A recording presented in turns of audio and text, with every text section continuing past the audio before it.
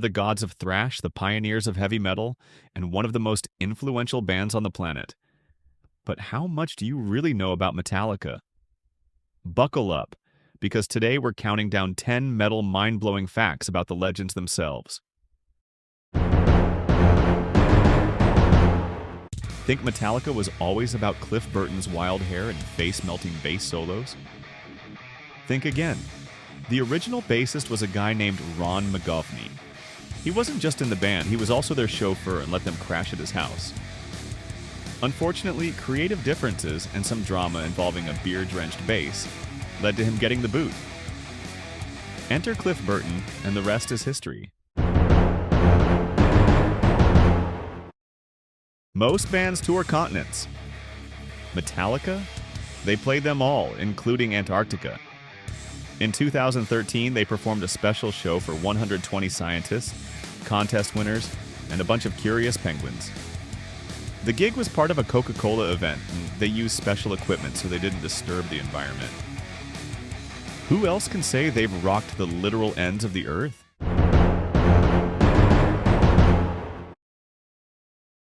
James Hetfield is known for his fiery performances, literally.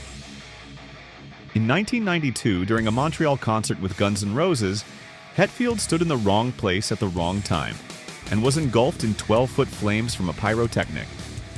He suffered second and third-degree burns on his hand and arm, but kept on performing with a guitar tech stepping in. Now that's metal dedication.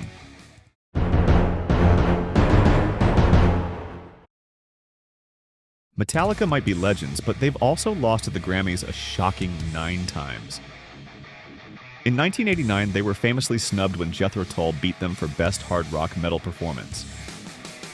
The metal community still talks about it. At least they finally got some love later.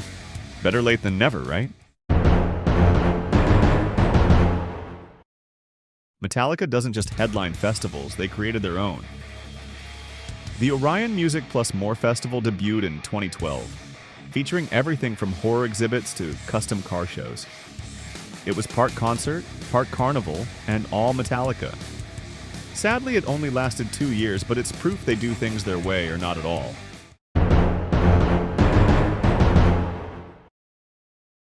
Before Lars Ulrich was pounding drums like a madman, he was hitting tennis balls.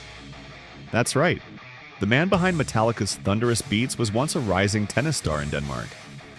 His dad was a professional tennis player, and Lars trained for years.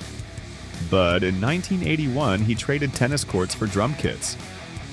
Imagine a world where Lars was serving aces instead of smashing cymbals. No, thank you.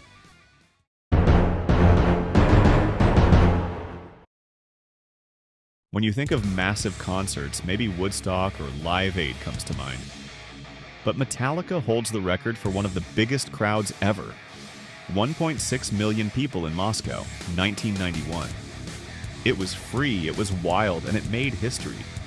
The Soviet Union was crumbling, and Metallica was unleashing the fury of freedom with their guitars. Imagine the ground shaking with over 1 million fans screaming. Goosebumps, right?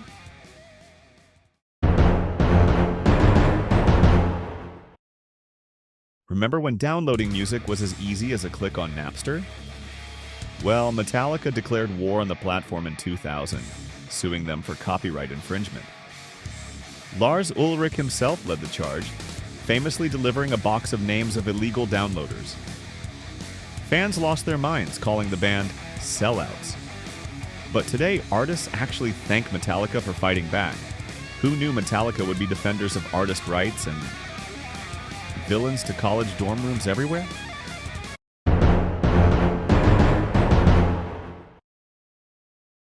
In 1991, Metallica held the unofficial title of the world's loudest band. Their tour hit 130 decibels, louder than a jet engine taking off. Fans couldn't hear straight for days. The Guinness World Records didn't keep an official tally, but trust us, ears were ringing from California to Moscow.